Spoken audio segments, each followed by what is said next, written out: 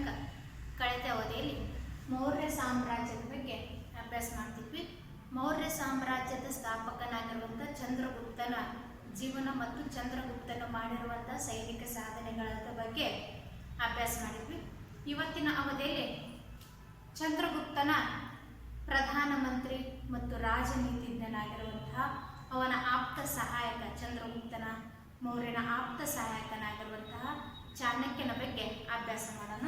ನೋಡಿ, ಚಾಣಕ್ಯನ ಪರಿಚಯ ಅಂತ ನಾವು ತೆಗೆದುಕೊಂಡಾಗ ಪ್ರಾಚೀನ ಭಾರತದ ಒಬ್ಬ ಸಮರ್ಥ, ದಕ್ಷ ರಾಜನೀತಿಜ್ಞ ಮತ್ತು ಏನಪ್ಪ ಅಂದ್ರೆ ಸರ್ವ ಕ್ಷೇತ್ರದ ಒಬ್ಬ ಮಹಾಪಂಡಿತನಾಗಿ ಏನಪ್ಪ ಅಂದ್ರೆ ಚಾಣಕ್ಯ ಜಗತ್ ಪ್ರಸಿದ್ಧಿಯನ್ನು ಪಡೆದಿದ್ದ ಅನ್ನೋದನ್ನು ನಾವಿಲ್ಲಿ ಗಮನಿಸ್ಬೋದು. ಹೀಗೆ ಪ್ರಾಚೀನ ಭಾರತದ ಒಂದು ಏನಪ್ಪ ಅಂದ್ರೆ ಮೌರ್ಯ ಸಾಮ್ರಾಜ್ಯದ ವಿಶೇಷವಾಗಿ ಚಂದ್ರಗುಪ್ತನ ಆಳ್ವಿಕೆ ಕಾಲದಲ್ಲಿ ಪ್ರಧಾನಮಂತ್ರಿಯಾಗಿ ಕಾರ್ಯವನ್ನು ನಿರ್ವಹಿಸಿದಂತಹ ಯಾರಿಗ್ರಿ ಕೌಟಿಲ್ಯನಿಗೆ ಅಥವಾ ಚಾಣಕ್ಯನಿಗೆ ಮೊದಲ ಹೆಸರು ಏನಪ್ಪ ಅಂದ್ರೆ ವಿಷ್ಣುಗುಪ್ತ. ಕೌಟಿಲ್ಯನ ಮೊದಲ ಹೆಸರಾಗಿತ್ತು ಅನ್ನೋದನ್ನ ನಾವಿಲ್ಲಿ ಗಮನಿಸಬಹುದು. ನೋಡ್ರಿ, ಪ್ರಾರಂಭದಲ್ಲಿ ಮೌರ್ಯ ಸಾಮ್ರಾಜ್ಯವನ್ನು ಸ್ಥಾಪನೆ ಮಾಡೋಕ್ಕಿಂತ ಪೂರ್ವದಲ್ಲಿ ಕೌಟಿಲ್ಯ ಅಥವಾ ಚಾಣಕ್ಯ ಅಥವಾ ವಿಷ್ಣುಗುಪ್ತ ನಂದರ ಆಳ್ವಿಕೆ, ಮಗಧ ಸಾಮ್ರಾಜ್ಯ ಅಥವಾ ಏನಪ್ಪ ಅಂದ್ರೆ ನಂದರ ಆಳ್ವಿಕೆಯಲ್ಲಿ ಕಾರ್ಯವನ್ನು ನಿರ್ವಹಿಸ್ತಾ ಇರ್ತಾನೆ.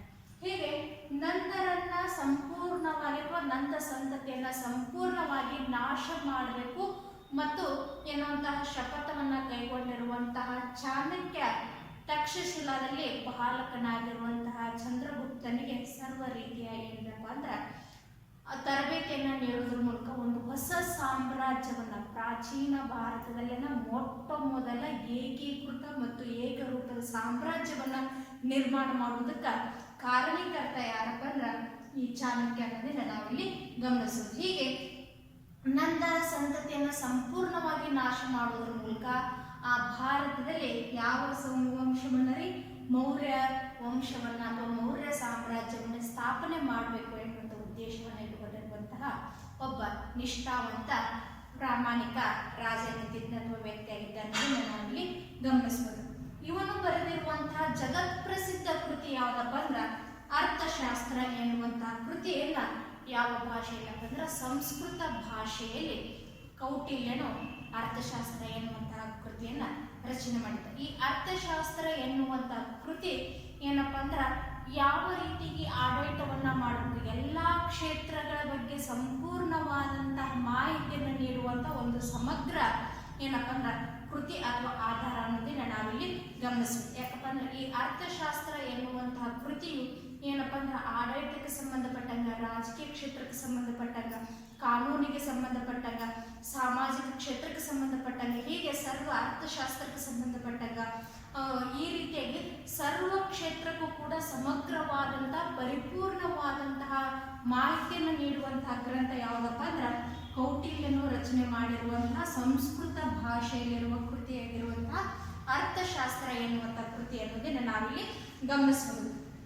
ನೋಡಿ, ಈ ಅರ್ಥಶಾಸ್ತ್ರ ಎನ್ನುವಂತ ಕೃತಿಯನ್ನ ಮೊಟ್ಟ ಮೊದಲಿಗೆ ಓದಿ ಅದನ್ನ ಇಂಗ್ಲಿಷ್ ಭಾಷೆಗೆ ಭಾಷಾಂತರ ಮಾಡೋದ್ರ ಮೂಲಕ ಯಾವಾಗ ಪ್ರಕಟಣೆ ಮಾಡಿದ್ರು ಅಂತ ನಾವು ತೆಗೆದುಕೊಂಡಾಗ ಮೈಸೂರಿನ ಓರಿಯೆಂಟಲ್ ರಿಸರ್ಚ್ ಸಂಸ್ಥೆಯ ಗ್ರಂಥಪಾಲಕರಾಗಿರುವಂತಹ ಡಾಕ್ಟರ್ ಶ್ಯಾಮ ಶಾಸ್ತ್ರಿ ಎನ್ನುವಂಥವರು ಕೌಟಿಲ್ಯನು ರಚನೆ ಮಾಡಿರುವಂತಹ ಅರ್ಥಶಾಸ್ತ್ರ ಎನ್ನುವಂತಹ ಕೃತಿಯನ್ನ 1905ರಲ್ಲಿ ಈ ಗ್ರಂಥವನ್ನ ಸಂಶೋಧನೆ ಮಾಡುವುದರ ಮೂಲಕ ಆ ಕೌಟಿಲ್ಯನು ಬರೆದಿರುವಂತಹ ಸಂಸ್ಕೃತ ಭಾಷೆಯ ಅರ್ಥಶಾಸ್ತ್ರ ಎನ್ನುವಂಥ ಕೃತಿಯನ್ನ ಯಾವುದಕ್ಕೆ ಇಂಗ್ಲಿಷ್ ಭಾಷೆಗೆ ಭಾಷಾಂತರ ಮಾಡಿದಂಥ ಮೊಟ್ಟ ಮೊದಲ ವ್ಯಕ್ತಿ ಯಾರಪ್ಪ ಅಂದ್ರೆ ಮೈಸೂರಿನ ಓರಿಯೆಂಟಲ್ ರಿಸರ್ಚ್ ಸಂಸ್ಥೆಯ ಗ್ರಂಥಪಾಲಕನಾಗಿರುವಂತಹ ಡಾಕ್ಟರ್ ಶ್ಯಾಮ ಶಾಸ್ತ್ರಿ ಅವರು 1905ರಲ್ಲಿ ಏನಪ್ಪ ಅಂದ್ರೆ ಆ ಅರ್ಥಶಾಸ್ತ್ರ ಎನ್ನುವಂಥ ಗ್ರಂಥವನ್ನ ಸಂಶೋಧನೆ ಮಾಡಿ ಆ ಸಂಸ್ಕೃತ, ಮೂಲತಃ ಸಂಸ್ಕೃತ ಭಾಷೆಯಲ್ಲಿರುವಂತಹ ಆ ಕೃತಿಯನ್ನ ಯಾವ ಭಾಷೆಗೆ, ಇಂಗ್ಲಿಷ್ ಭಾಷೆಗೆ ಭಾಷಾಂತರ ಮಾಡಿದ್ರು ಮತ್ತು ತಾವು ಭಾಷಾಂತರ ಅಥವಾ ಅನುವಾದ ಮಾಡಿರುವಂತಹ ಇಂಗ್ಲಿಷ್ ಭಾಷೆಯ ಈ ಕೃತಿಯನ್ನ 1909ರಲ್ಲಿ ಪ್ರಕಟ ಮಾಡಿದರು ಅನ್ನೋದನ್ನ ನಾವಿಲ್ಲಿ ಗಮನಿಸಿದ್ವಿ. ಹೀಗೆ ಈ ಅರ್ಥಶಾಸ್ತ್ರ ಎನ್ನುವಂತಹ ಕೃತಿಯು ಏನಪ್ಪ ಅಂದ್ರೆ ಸಾಕಷ್ಟು ವಿಷಯಕ್ಕೆ ಸಂಬಂಧಪಟ್ಟಂಗ ಸಮಗ್ರವಾದಂಥ ಪರಿಪೂರ್ಣವಾದಂಥ ಮಾಹಿತಿಯನ್ನು ನೀಡಿದ್ರು ಕೂಡ ಈ ಕೃತಿಯನ್ನ ಅಥವಾ ಈ ಕೃತಿಯಲ್ಲಿ ಅಳವಡಿಸಿರುವಂತಹ ವಿಷಯಗಳನ್ನು ವಿಶೇಷವಾಗಿ ಆಡಳಿತಕ್ಕೆ ಸಂಬಂಧಪಟ್ಟಂಗ ಏನಪ್ಪ ಅಂದ್ರ ಆ ಕೃತಿಯಲ್ಲಿ ಅರ್ಥಶಾಸ್ತ್ರ ಎನ್ನುವಂಥ ಕೃತಿಯಲ್ಲಿ ರಚನೆ ಮಾಡಿರುವಂತಹ ವಿಷಯಗಳನ್ನ ನಾವು 3 ಭಾಗಗಳಾಗಿ ವಿಂಗಡಣೆ ಮಾಡ್ತೀವಿ. ಆ 3 ಭಾಗಗಳು ಯಾವ ಯಾವ ವಿಷಯಗಳಿಗೆ ಸಂಬಂಧಪಟ್ಟಂಗ ಸೂಕ್ತವಾದಂತ ಮತ್ತು ಸಮಗ್ರವಾದಂತ ಮಾಹಿತಿಯನ್ನ ನೀಡ್ತೈತೆ ಅಂತ ನಾವು ತೆಗೆದುಕೊಂಡಾಗ ಅರ್ಥಶಾಸ್ತ್ರದ ಕೃತಿಯಲ್ಲಿ ಮೊದಲನೇ ಭಾಗವನ್ನ ಯಾವ ರೀತಿ ವಿಂಗಡಣೆ ಮಾಡಿರ್ತಪ್ಪ ಅಂದ್ರೆ ರಾಜ ಯಾವ ರೀತಿಯಾದಂತಹ ಸ್ಥಾನಮಾನಗಳನ್ನ ಹೊಂದಿರಬೇಕು ಮತ್ತು ಯಾವ ಯಾವ ಅಧಿಕಾರಗಳನ್ನ ಹೊಂದಬೇಕು ಎನ್ನುವಂತ ವಿಷಯದ ಬಗ್ಗೆ ಸಂಪೂರ್ಣವಾದಂತ ಮತ್ತು ಪರಿಪೂರ್ಣವಾದಂತ ಮಾಹಿತಿಯನ್ನ ಈ ಅರ್ಥಶಾಸ್ತ್ರ ಕೃತಿ ಒಳಗೊಂಡೈತಿ.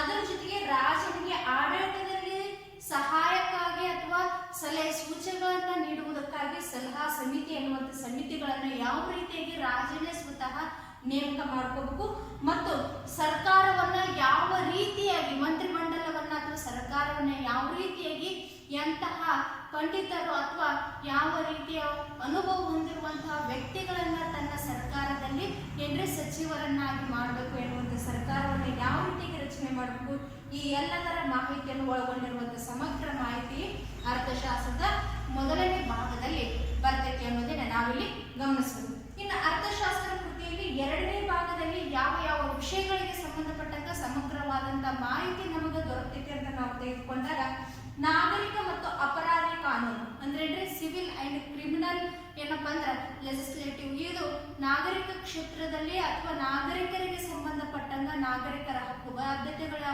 ನಾಗರಿಕರಿಗೆ ಯಾವುದೇ ರೀತಿಯಾದಂತಹ ತೊಂದರೆ ಬಂದರೆ ಯಾವ ರೀತಿಯಾಗಿ ಕಾನೂನಿನ ಮೂಲಕ ಪರಿಹಾರವನ್ನು ಒದಗಿಸಬೇಕು ಮತ್ತು ಅಪರಾಧಿಗೆ ಕಾನೂನಿಗೆ ಸಂಬಂಧಪಟ್ಟಂಗ ಅಪರಾಧಕ್ಕೆ ತಕ್ಕಂತೆ ಯಾವ ಯಾವ ರೀತಿಯಾದಂತಹ ವಿಧಗಳಲ್ಲಿ ಶಿಕ್ಷಣ ನೀಡಬೇಕು ದಂಡಗಳನ್ನ ಯಾವ ರೀತಿಯಲ್ಲಿ ಹಾಕಬೇಕು ಹೀಗೆ ಸಮಗ್ರವಾದಂತಹ ಮಾಹಿತಿಯನ್ನು ಕೊಡುವಂತಹ ಭಾಗ ಯಾವುದಪ್ಪ ಅಂದ್ರೆ ನಾಗರಿಕ ಮತ್ತು ಅಪರಾಧಿ ವಿಭಾಗಕ್ಕೆ ಸಂಬಂಧಪಟ್ಟಂಗ ಅನ್ನೋದನ್ನ ನಾವಿಲ್ಲಿ ಗಮನಿಸಬೇಕು. ಇನ್ನು ಅರ್ಥಶಾಸ್ತ್ರ ಕೃತಿಯ ಮೂರನೇ ಭಾಗದಲ್ಲಿ ಏನಪ್ಪಾ ಅಂದ್ರೆ ಅಂತಾರಾಜ್ಯ ಕಾನೂನು ರಾಯಭಾರ ನೀತಿ ಮತ್ತು ಯುದ್ಧದ ಬಗ್ಗೆ ನೋಡ್ರಿ. ಇಲ್ಲಿ ಅಂತಾರಾಜ್ಯ ಕಾನೂನು ಅಂದ್ರೆ ರಾಜ್ಯ ಅಂತಾರಾಜ್ಯಗಳಿಗೆ ಅಥವಾ ಬೇರೆ ದೇಶಗಳೊಂದಿಗೆ ವ್ಯಾಪಾರ ವಾಣಿಜ್ಯ ಹೀಗೆ ಪ್ರತಿಯೊಂದು ಏನಪ್ಪಾ ಅಂದ್ರ ಆ ಬೇರೆ ರಾಜ್ಯಗಳೊಂದಿಗೆ ನಾವು ನೇರವಾದಂತ ಸಂಬಂಧವನ್ನು ಹೊಂದಿದಾಗ ಆ ವ್ಯಾಪಾರದಲ್ಲಿ ಏನಾದರೂ ಅಡೆತಡೆಗಳು ಅಥವಾ ತೊಡಕುಗಳು ಉಂಟಾದಾಗ ಕಾನೂನಾತ್ಮಕವಾಗಿ ಯಾವ ರೀತಿಯಾಗಿ ಪರಿಹರಿಸ್ಕೋಬೇಕೆನ್ನುವಂತ ಸಲಹೆಗಳನ್ನ ಅಂತಾರಾಜ್ಯ ಕಾನೂನುಗಳಲ್ಲಿ ನಾವು ಇಲ್ಲಿ ನೋಡಬಹುದು.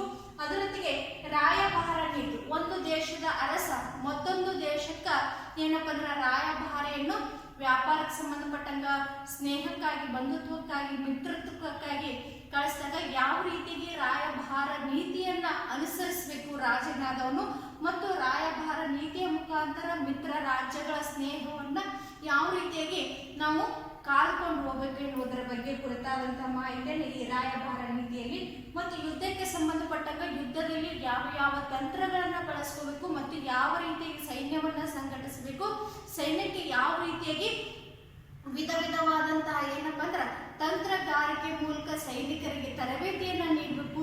ಸೈನಿಕರಿಗೆ ಯಾವ ಯಾವ ಶಸ್ತ್ರಾಸ್ತ್ರಗಳ ಬಳಕೆಗಿರ್ಬೋದು ಅವುಗಳನ್ನ ಏನಪ್ಪಾ ಅಂದ್ರೆ ಯಾವ ರೀತಿಯಾಗಿ ತಯಾರು ಮಾಡಬೇಕು ಮತ್ತು ಅಶ್ವಗಳಿಗೆ ಗಜಗಳಿಗೆ ಯಾವ ರೀತಿಯಾಗಿ ತರಬೇತಿಗಳನ್ನ ನೀಡಬೇಕು ಎನ್ನುವಂತ ಸಮಗ್ರವಾದಂತ ಯುದ್ಧಕ್ಕೆ ಸಂಬಂಧಪಟ್ಟಂಗ ಸಮಗ್ರವಾದಂತಹ ಮಾಹಿತಿಯು ಕೂಡ ಈ ಅರ್ಥಶಾಸ್ತ್ರ ಎನ್ನುವಂತ ಕೃತಿಯಲ್ಲಿ ಬರ್ತೈತಿ ಅನ್ನೋದನ್ನ ನಾವಿಲ್ಲಿ ಗಮನಿಸಬಹುದು. ಈ ರೀತಿಯಾಗಿ ಕೌಟಿಲ್ಯನು ಚಂದ್ರಗುಪ್ತನ ಆಳ್ವಿಕೆ ಕಾಲದಲ್ಲಿ ಪ್ರಧಾನಮಂತ್ರಿಗೆ ಕಾರ್ಯನಿರ್ವಹಿಸುವುದರ ಮೂಲಕ ಆ ಚಾಣಕ್ಯನು ರಚನೆ ಮಾಡಿರುವಂತಹ ಅರ್ಥಶಾಸ್ತ್ರ ಎನ್ನುವಂತಹ ಕೃತಿ ಪ್ರತಿಯೊಂದು ವಿಷಯಕ್ಕೆ ಸಂಬಂಧಪಟ್ಟಂಗ ಸೂಕ್ತವಾದಂತ ಸಮಗ್ರವಾದಂತಹ ಮಾಹಿತಿಯನ್ನ ಒದಗಿಸಿಕೊಡ್ತೈತಿ ಅನ್ನೋದನ್ನ ನಾವಿಲ್ಲಿ ಗಮನಿಸಬಹುದು. ನೋಡ್ರಿ, ಇನ್ನ ಮೌರ್ಯ ಸಾಮ್ರಾಜ್ಯದ ಸ್ಥಾಪಕ ಏನಪ್ಪಾ ಅಂದ್ರ ತನ್ನ ಕೊನೆಯ ಆಳ್ವಿಕೆ ಅವಧಿಯಲ್ಲಿ ಏನಪ್ಪಾ ಅಂದ್ರ ಭೀಕರವಾದಂತಹ ಬರಗಾಲ ಉಂಟಾಗ್ತೈತಿ.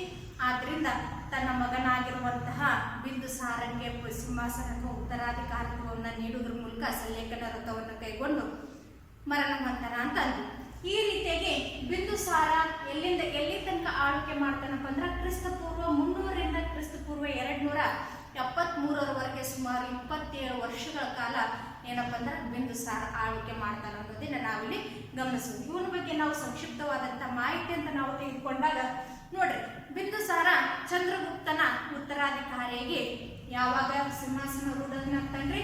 ಕ್ರಿಸ್ತಪೂರ್ವ 300ರಲ್ಲಿ ಮೌರ್ಯ ಸಾಮ್ರಾಜ್ಯದ ಸಿಂಹಾಸನಾಧೀಶನಾಗಿ ಆಳ್ವಿಕೆಯನ್ನು ಮಾಡೋದ್ರ ಮೂಲಕ ಸುಮಾರು ಎಷ್ಟು ವರ್ಷಗಳ ಕಾಲ ರೀ? ಸುಮಾರು 27 ವರ್ಷಗಳ ಕಾಲ ಆಳ್ವಿಕೆಯನ್ನು ಮಾಡ್ತಾರ.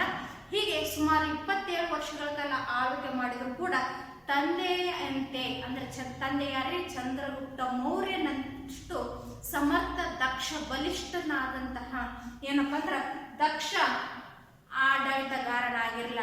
ಆದರೂ ಕೂಡ ಸುಮಾರು 27 ವರ್ಷಗಳ ಕಾಲ ಆಳ್ವಿಕೆಯನ್ನ ಏನ್ರಿ ಮಾಡ್ತಾನ ಅನ್ನೋದನ್ನ ನಾವಿಲ್ಲಿ ಗಮನಿಸ್ತೀವಿ. ಇವನ ಆಳ್ವಿಕೆ ಬಗ್ಗೆ ಇತಿಹಾಸದ ಪುಟಗಳನ್ನು ಗಮನಿಸಿದಾಗ ಅಷ್ಟು ನಿಖರವಾದಂಥ ಸ್ಪಷ್ಟವಾದಂಥ ಮಾಹಿತಿ ಸಿಗಲಿಲ್ಲ ಅಥವಾ ದೊರಕಲಿಲ್ಲ ಅಂದ್ರೂ ಕೂಡ ಗ್ರೀಕರೊಂದಿಗೆ ಒಂದು ಉತ್ತಮವಾದಂಥ ಬಾಂಧವ್ಯವನ್ನು ಹೊಂದಿದಂತಹ ಬಗ್ಗೆ ನಮ್ಗೆ ಮಾಹಿತಿ ಸಿಗ್ತೈತಿ. ಯಾವ ರೀತಿಯಾಗಿ ಗ್ರೀಕ್ ದೇಶದೊಂದಿಗೆ ಬಿಂದುಸಾರ ಏನ್ರಿ ಸಂಬಂಧವನ್ನು ಹೊಂದಿದ್ನಂತ ನಾವು ತೆಗೆದುಕೊಂಡಾಗ ಗ್ರೀಕ್ ದೇಶದ ದೊರೆಯಾಗಿರುವಂತಹ 1ನೇ ಆಂಟಿಕೋಸ್ನೊಂದಿಗೆ ಏನ್ರಿ ವ್ಯಾಪಾರಕ್ಕಾಗಿ ಅಥವಾ ವ್ಯಾಪಾರ ಕ್ಷೇತ್ರಕ್ಕೆ ಸಂಬಂಧಪಟ್ಟಂಗ ಸಂಬಂಧವನ್ನು ಹೊಂದಿದ್ದ. ಯಾವ ರೀತಿಯಾಗಿ ಅಂದ್ರೆ ಬಿಂದುಸಾರ ತನ್ನ ಆಳ್ವಿಕೆ ಸಂದರ್ಭದಲ್ಲಿ ಗ್ರೀಕ್ ದೇಶದ ದೊರೆಯಾಗಿರುವಂತಹ 1ನೇ ಆಂಟಿಕೋಸನಿಗೆ ಒಂದು ಪತ್ರವನ್ನ ಬರೀತಾನೆ. ಆ ಪತ್ರದ ಮುಖ್ಯ ವಿಷಯ ಏನಾಗಿತ್ತಪ್ಪ ಅಂದ್ರ ಗ್ರೀಕ್ ದೇಶದಿಂದ ವನ ದ್ರಾಕ್ಷಿ, ಅಂಜೂರ್ ಹಣ್ಣು ಮತ್ತು ಆ ಗ್ರೀಕ್ ದೇಶದ ತತ್ವಜ್ಞಾನಿಗಳನ್ನ ನನ್ನ ದೇಶಕ್ಕೆ ಏನ್ ಮಾಡ್ಬೇಕ್ರಿ? ಆಮದು ಮಾಡಬೇಕು ಎನ್ನುವಂತಹ ಕುರಿತಾಗಿ ಬಿಂದುಸಾರ 1ನೇ ಆಂಟಿಕೋಸನ್ಗೆ ಪತ್ರವನ್ನ ಬರೀತಾನ. ಅದು ಆಂಟಿಕೋಸನ್ಗೆ ಪತ್ರ ಬಂದು ತಲುಪಿದಾಗ ಆಂಟಿಕೋಸ್ ಏನ್ ಮಾಡ್ತಾನಪ್ಪ ಅಂದ್ರ ವನ ದ್ರಾಕ್ಷಿಗಳನ್ನ, ಅಂಜೂರ್ ಹಣ್ಣನ್ನ ಯಥೇಚ್ಛವಾಗಿ ಬಿಂದುಸಾರನ ಸಾಮ್ರಾಜ್ಯಕ್ಕೆ ಕಳಿಸ್ತಾನ. ಆದ್ರ ತತ್ವಜ್ಞಾನಿಗಳನ್ನು, ಗ್ರೀಕ್ ದೇಶದ ತತ್ವಜ್ಞಾನಿಗಳನ್ನು ಈ ಪಾಟಲಿಪುತ್ರಕ್ಕೆ ಅಥವಾ ಭಾರತಕ್ಕೆ ಕಳಿಸೋದಕ್ಕೆ ನಿರಾಕರಣೆ ಮಾಡ್ತಾನೆ. ಹೀಗೆ ಏನಪ್ಪ ಅಂದ್ರ ಆ ಬಿಂದುಸಾರ ಗ್ರೀಕರೊಂದಿಗೆ ವ್ಯಾಪಾರ ಸಂಬಂಧವನ್ನು ಹೊಂದಿದ್ದ ಎನ್ನುವಂತಹ ಮಾಹಿತಿ ನಮಗೆ ಸಿಗ್ತೈತಿ. ಆದ್ರೆ ಅವನ ಆಡಳಿತದ ಬಗ್ಗೆ ಸ್ಪಷ್ಟವಾದಂಥ ನಿಖರವಾದಂತಹ ಮಾಹಿತಿ ದೊರಕಿದಿಲ್ಲ ಅನ್ನೋದನ್ನ ನಾವಿಲ್ಲಿ ಗಮನಿಸಬಹುದು. ಬಿಂದುಸಾರನ ನಂತರ ಏನ್ರಿ ಅವನ ಆಳ್ವಿಕೆಯ ನಂತರ ಅವನ ಉತ್ತರಾಧಿಕಾರಿಗಳಾಗಿ ಅವನ ಮಕ್ಕಳಾಗಿರುವಂತಹ ಹಿರಿಯ ಮಗನಾಗಿರುವಂತಹ ಸುಶೀಮ ಮತ್ತು ಅಶೋಕ ಆಳ್ವಿಕೆಗೆ ಬರ್ತಾನೆ.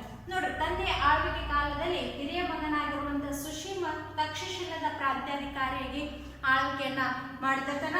ಅದೇ ರೀತಿಗೆ ಅಶೋಕನು ಕೂಡ ಆವಂತಿ ಪ್ರದೇಶದ ಪ್ರಾಂತ್ಯಾಧಿಕಾರಿಯಾಗಿ ಆಳ್ವಿಕೆ ಮಾಡ್ತಿರ್ತಾನೆ. ಒಂದ್ಸಲ ಯಾವ ರೀತಿಗೆ ಅಶೋಕ ಆಳ್ವಿಕೆಗೆ ಬರ್ತಾನಂತ ನಾವು ತೆಗೆದುಕೊಂಡಾಗ, ಹಿನ್ನೆಲೆಯನ್ನು ತೆಗೆದುಕೊಂಡಾಗ, ಒಂದ್ಸಲ ತಕ್ಷಶಿಲದಲ್ಲಿರುವಂತಹ ರಾಜ ಏನಪ್ಪಾ ಅಂದ್ರ ಬಂಡಾಯವನ್ನ ಏರ್ತಾನೆ. ಯಾರ ವಿರುದ್ಧ ರೀ? ಸುಶೀಮನ ವಿರುದ್ಧ. ಆಗ ಈ ಸುಶೀಮ ತಕ್ಷಶಿಲದ ರಾಜನ ಬಂಡಾಯವನ್ನ ಹತ್ತಿಕ್ಕುವಲ್ಲಿ ವಿಫಲನಾಗ್ತಾನ. ಆಗ ಆವಂತಿಯ ಪ್ರಾಂತ್ಯಾಧಿಕಾರಿಯಾಗಿರುವಂತಹ ಅಶೋಕನು ಅಣ್ಣನಾಗಿರುವಂತಹ ಸುಶೀಮನ ನೆರವಿಗೆ ಸೈನ್ಯವನ್ನ ತೆಗೆದುಕೊಂಡು ಇಲ್ಲಿಗೆ ಬರ್ತಾನ್ರಿ, ತಕ್ಷಶಿಲದಲ್ಲಿ ಬರ್ತಾನ. ಮತ್ತು ತಕ್ಷಶಿಲದಲ್ಲಿ ಬಂಡಾಯವಿರುವಂತಹ ರಾಜನ ವಿರುದ್ಧ ಜಯವನ್ನು ಗಳಿಸುವುದರ ಮೂಲಕ ಹಾಗೂ ಸುಶೀಮನನ್ನ ಹತ್ತಿಕ್ಕೆ ಅಥವಾ ಹಿಂದಕ್ಕೆ ತಾನೇ ಮೌರ್ಯ ಸಾಮ್ರಾಜ್ಯದ ಚಕ್ರಾಧಿಪತಿಯಾಗಿ ಕಾರ್ಯವನ್ನು ನಿರ್ವಹಿಸ್ತಾನ. ಅಶೋಕನ ಬಗ್ಗೆ ನಾವು ನೆಕ್ಸ್ಟ್ ಅವಧಿಯಲ್ಲಿ ಅಥವಾ ಮುಂದಿನ ಅವಧಿಯಲ್ಲಿ ಅಭ್ಯಾಸ ಮಾಡೋಣ. ಧನ್ಯವಾದಗಳು.